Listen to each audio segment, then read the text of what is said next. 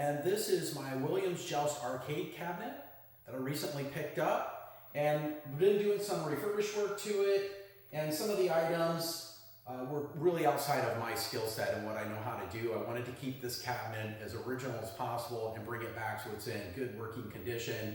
So I reached out to Brad Rydell, asked him if he'd be willing to work with me on this project, and he agreed. Really appreciate all the work and effort that you put into this, Brad. You did most of the heavy lifting, so a huge thank you out to you. I'm going to put a link to his YouTube channel down in the description, so you can be sure to check that out. I'm going to put the videos in where he worked on the board set, the linear power supply, rebuilt my control panel, which I should be getting back in, I believe, today, so we'll go over that and get that installed. And then also provided me with some other additional parts. So I'm gonna grab the camera and we'll do a walk around here, get started on what we've been working on. All right, so we're back, and I want to start with the overall cabinet. Structurally, this cabinet was in phenomenal condition. I couldn't find any wood damage at all on it. So it was very well maintained here. Paint job is really good here. I'll show that to you. I do believe somebody's probably re-stenciled and repainted this. It's just too clean and nice, probably to be original. I know the lines at Williams on some of the stenciling would have been a lot more loose at the factory, and here it's just really sharp and clean and nice thick paint. So someone did do a phenomenal job restoring this at some point. There's a few little minor dings in the paint, you know, if you want to get real picky down at the bottom. But overall, that side's pretty perfect. And then let me swing over to this side. This one is equally just as good. Do a quick scan down here. There's a few minor places where I'll show you here on the right by the Williams logo. And looks like maybe some silver paint or something underneath from a previous paint job. But what's unique on this is not the cabinet style for Joust itself. So Williams had 2 games in production in '82. Robotron, I believe, came out earlier in the year, the first part of the year, and then several months later, Joust was released. But both games, there was some overlap in production there, and Williams did use this style cabinet, Robotron, to release some Joust machines out of the factory. And just some noticeable differences. I believe the angle here is slightly different on the Joust cabinet, but the biggest difference is right here, there would have been a cutback just underneath the control panel, and then it would have gone straight down. So in here inside where you've got a little bit more overlap, that would not have been as much on the Joust cabinet, but they did release some games like this. I could not find the serial number on this originally, and I reached out to Lonnie McDonald. He's the Joust master. Some years back, he was going around to all 50 states, found a lot of Joust machines, was rolling them over. He holds multiple world records. He has his own website, joustmaster.com, and phenomenal resource when it comes to anything Joust related, and also putting up high scores. So his score, if you ever see one on the wild, out in the wild, and it says LON, it'd be 9,999,999. It's a good chance it's a machine that he rolled over during his tour where he was going around. So I emailed Lonnie and I said, hey, you know, I'm trying to find the serial number on this, and he was actually very helpful. We located it, and let me get the light turned on again. It's down here at the bottom, in the back, all the way down here. And Williams did stamp all of their serial numbers into the wood on their cabinets. So thank you, Lon. I appreciate your help in locating that. So get my light shut off again. There we go. Okay, so let's move on to the first thing that I did when I got it. And I guess I probably should turn the light back on for this so we can see a little bit better. I took all of the boards out and sent them to Brad.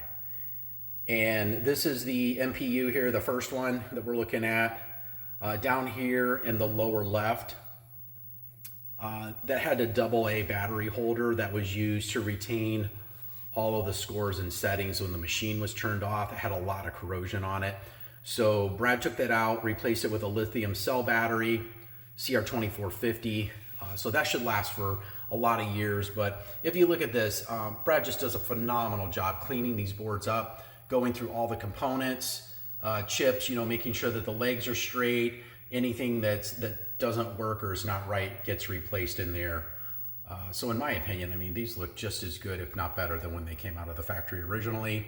Again, check out all of the links in the description below, and Brad goes into a lot more details. He's definitely the expert on this and can explain everything that he did. So moving over, this is the board with the ROM chips, and originally when I got this, it had yellow label ROMs on it. So Joust was released with different versions of the code. So one of the earliest versions would have been red label, and then they came out with yellow label, and then eventually moved to the green label.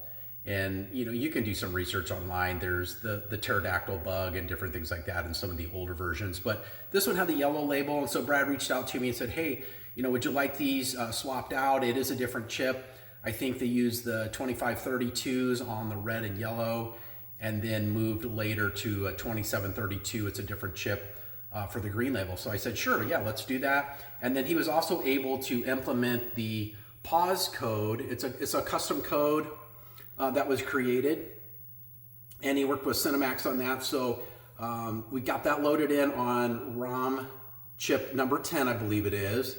And the cool thing about that is, in the home use environment, if you got to run and do something real quick, you can just hit the one player start and pause the game at any time, and then you can come back to it. So Brad, phenomenal work on that. And again, he builds these ribbon cables. So we've got 2 new ribbon cables here on the ROM, and then the IO board, builds those from scratch. Here's the IO board that he went through. And then let me move inside. Got the soundboard. This was completely stripped down, so the sound was not working on the game at all when I got it. I believe he said it had a bad crystal oscillator, so I know that was one thing, and then it had a lot of work done over the years, so that got completely restored. I also sent him the volume pot, which you can kind of see there mounted. The wires were a little janky there, so he cleaned that up real nice, put a new connector on it. And then we'll move down to the linear power supply. So this was completely rebuilt along with the heat sink below it. And one of the things that Brad does is he removes the original red Williams LEDs that would have been used on this at Williams, and then replaces those with green LEDs. So those are really bright and nice. Other thing he does on all of the Molex headers across all the boards is replaces those with the square pin Molex headers. So let's drop down. The isolation transformer down here in the bottom, this is still original the way I got it. Did not do any work on that, but it's working just fine. So show you a picture of that, and then I'll pan up, show you the coin mechs and the coin door from behind. Again, you can kind of see the cabinet, the wood and everything is just really in phenomenal shape for this unit that I got. And then we'll come up to the original CRT. Come over here and you can see manufactured October 1982. So this is a Wells Gardner K4900 series CRT monitor that would have been used originally. I think this game, just based on the screen burn with the Joust on it, this is probably the way it came out of the factory. The colors were kind of dim and faded on it, so I did reach out to Hammy that lives here nearby and took it over to him. He said a cap kit had been done on it, so he didn't need to do that, but he did put it on his rejuvenator, and so it really brightened everything back up and got the colors looking better.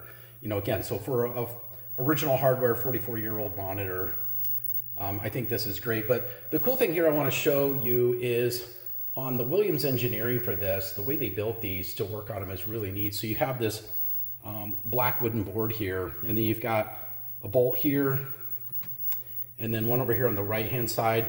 So you just take those 2 bolts out, and then remove the ground cable here with the wing nut, You've got a power that you need to disconnect, and then your video input here. So you disconnect that and then grab the CRT frame by the handle, and then this whole board, the whole assembly just slides right out. So it makes it really easy to back it out and work on it. And then if you need to make adjustments to the colors, the way they design this is they got a sticker here, drop 2 bolts through holes to secure monitor when slid back. So hopefully that shows up on camera there. But there's some additional holes on the side there, and then they line up as you're backing this out. So you can put those in and back the board out partially. And then it allows you to see the mirror that they've got installed up here above the CRT, which will reflect down on the screen. And then you can make your adjustments to anything you need to do with the monitor there, with your colors, your positioning, focus, the brightness levels. So I think this turned out phenomenal. All of the work that Brad did on this board set, completely original. It runs so good now. And the only thing that I'm still waiting on some parts for the control panel, which I did send to him. I'm expecting those to be back in UPS today. And then also he did supply me with, he found in his stash an original Joust marquee. So I'm really excited to get that as well. This is just a reproduction translite. I'll kind of show you here. I took those screws out previously. And you can kind of see the Williams logo tucks behind the bracket there on the original. I believe it's going to sit up a little bit higher on the glass where that's screen printed. So this is just a kind of a cheaper reproduction that someone had done at some point. So it's fine, but again, I want to take it back to original state. So thank you, Brad, for selling me one of your original marquees on that. But anyways, I'm gonna go ahead and pause the video here, and then we'll pick back up when I get the other parts in, and we'll go over those items, we'll get them installed, and then we'll do a little gameplay. Okay, so I wanted to show you 2 different bezels for the cabinet that I have here. The original one is on the left, and then I also have a reproduction on the right. That one came from, I got that from Darren at Phoenix Arcade, and makes a really nice one. It is fully screen printed. It's on tempered glass. The original one, I'll show it to you here, and then I'll kind of go over some of the differences. So let me lift the original one up here. Turn it over. We just do like a side-by-side comparison. And then the thing you'll notice on the original one, and from the research I've done, I believe this is accurate, the instruction card was printed on paper and then it was taped. So the artwork over here would come up and then down, and then this would be blank, and then the instruction card would be taped here. But you can kind of see where this has been removed and retaped. So I'm not even sure that this is original. I'm gonna guess this is probably a reprint that they put on here. And then the other thing too, on this one, if I flip it around, you can see it a little bit better.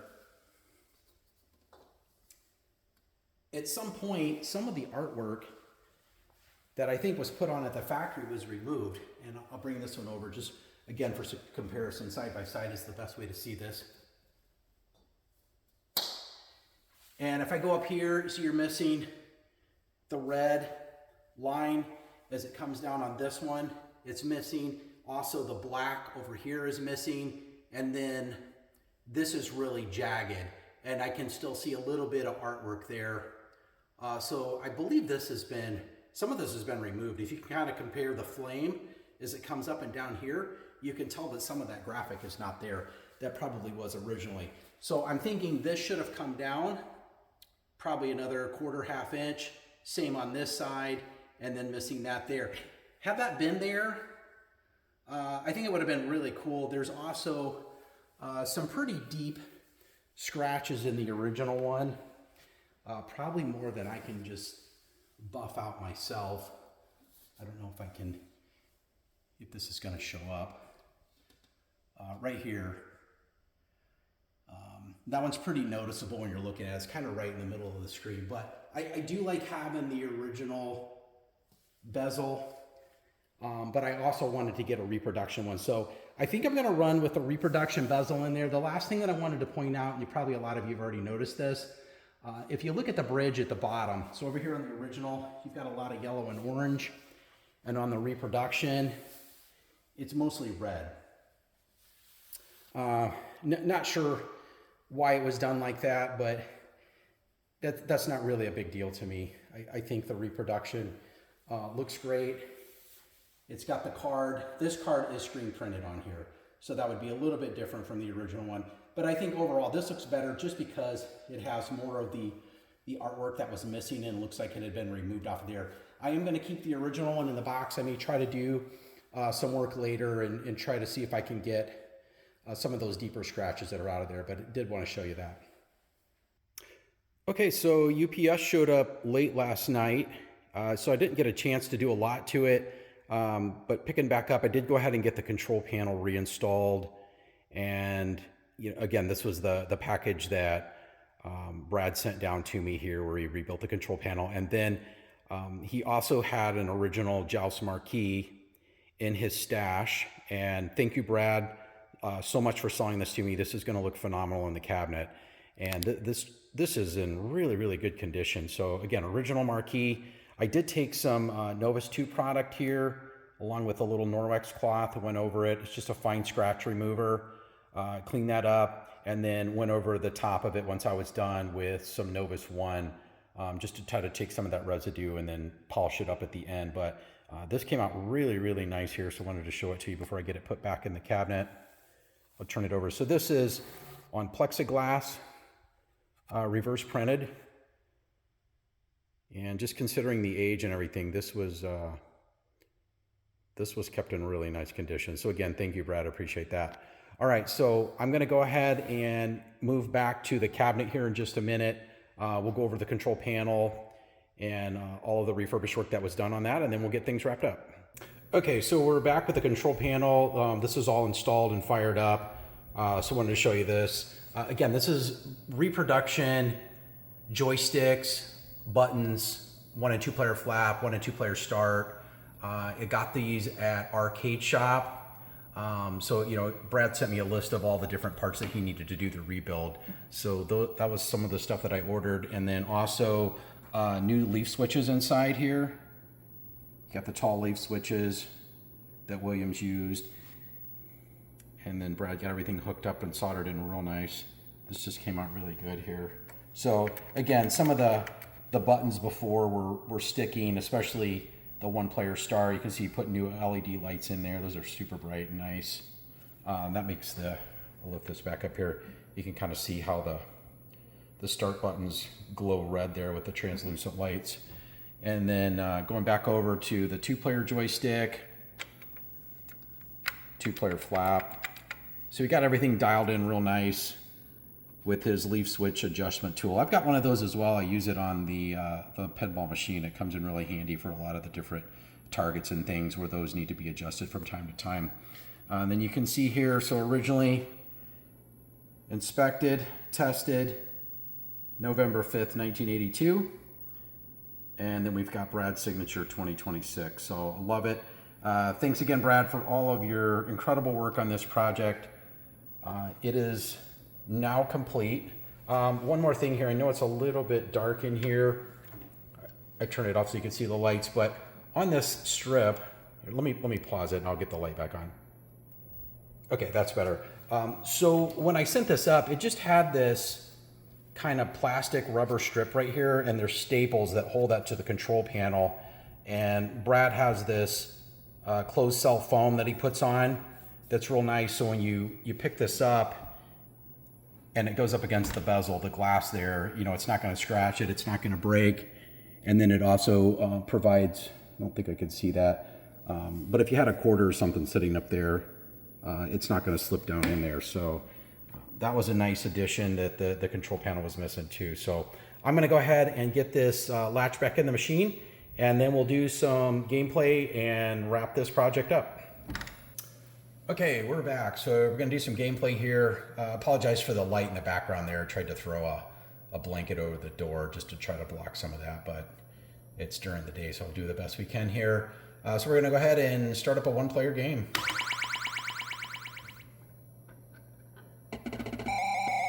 Again, the controls are really tight and good. I like the way they feel. Everything's new.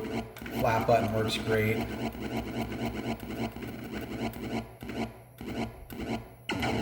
Let's see how we can do here. We'll just play a couple of waves.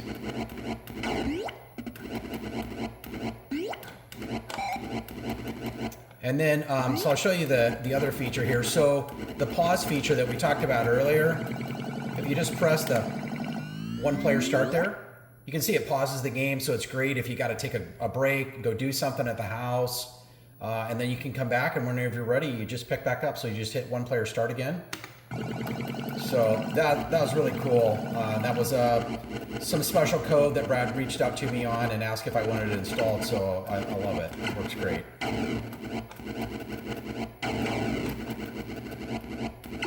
Got eggs going everywhere.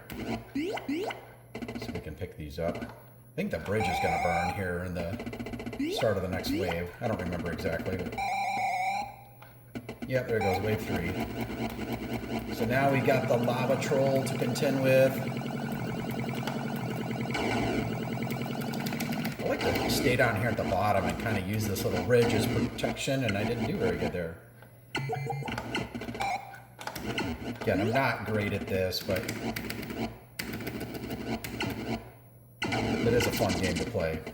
So then if you don't pick the eggs up in time there, you can see a new buzzard's going to come in, and it'll be, of course I'm trying to talk and not play, it'll pick up a guy that's upgraded a higher level than the one that we previously killed.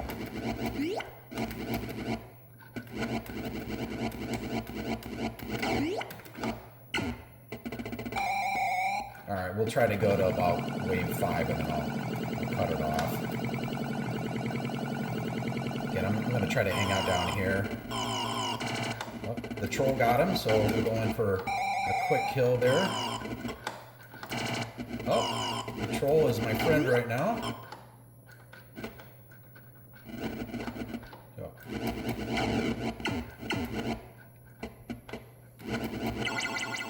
Oh, got a double there. That worked out good. All right, got one more.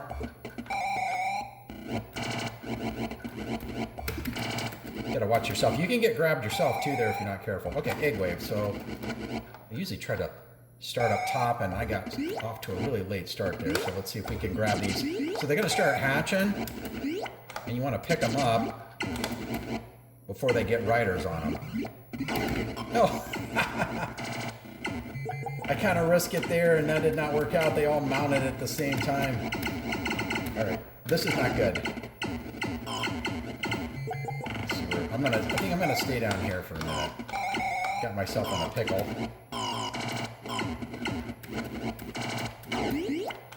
If you're the same height as the buzzard when you hit it, then you'll just deflect off of each other. So you have to be higher when you collide.